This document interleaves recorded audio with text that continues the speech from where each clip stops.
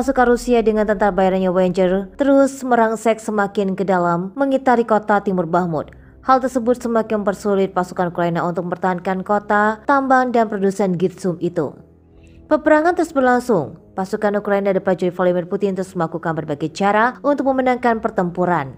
Alexander Sherky, komandan pasukan darat Ukraina, mengatakan pada hari Selasa 28 Februari 2023 bahwa situasi di sekitar kota timur Bakhmut sangat mencekam.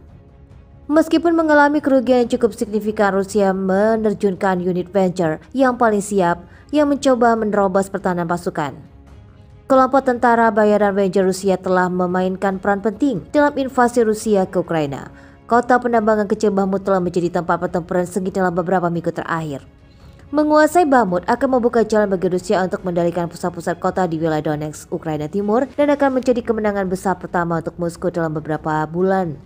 Staf Umum Ukraina juga mengatakan Rusia mengintensifikasikan pasukannya ke Bakhmut dan sedang menembaki pemukiman di sekitar kota.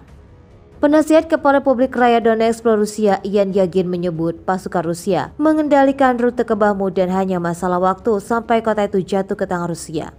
Di mana sekarang para pejuang sudah bekerja di kota hampir distrik pusat dan hampir ada kembali penuh atas semua rute di mana baik pesawat tempur baru untuk rotasi, amunisi atau peralatan baru dapat dimaksud, maka sudah sangat jelas bahwa Ukraina telah kehilangan Bakhmut. Pertempuran brutal antara pasukan Ukraina dan Rusia terus berlanjut dalam konflik yang telah berumur lebih dari 1 tahun. Laporan terbaru pemerintah Ukraina mengungkapkan kekhawatirannya mengenai ancaman rudal dari Rusia yang cukup signifikan dan terus menggelar operasi ofensif Kupiak, Liman, Bakhmut, Avdiivka, dan Shartok.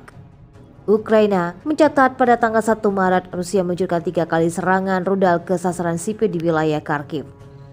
Pasukan Rusia juga melancarkan 16 serangan udara termasuk penggunaan Shahed 136 UAV dan Rusia meluncurkan lebih dari 20 kali serangan MLRS.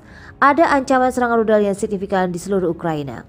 Selain itu, Ukraina melaporkan bahwa pertempuran sengit terus berlanjut di beberapa titik pada tanggal 1 Maret. Rusia dilaporkan menembaki pemukiman penduduk dan pasukan Rusia untuk menggunakan UAV dengan muatan senjata di dekat Bordaki, wilayah Kharkiv. Di Kupiak, dari 5 Rusia melakukan operasi ofensif yang gagal di sekitar pemukiman Balovika, wilayah Luhansk, dan Verovika, wilayah Donetsk. Rusia juga menembakkan artileri ke sekitar pemukiman Liman, Persi, dan sekitarnya. Adapun di poros Bakhmut, pasukan Rusia terus merangsek masuk. Ukraina mengklaim berhasil menangkis serangan ke sekitar pemukiman Bakhmut.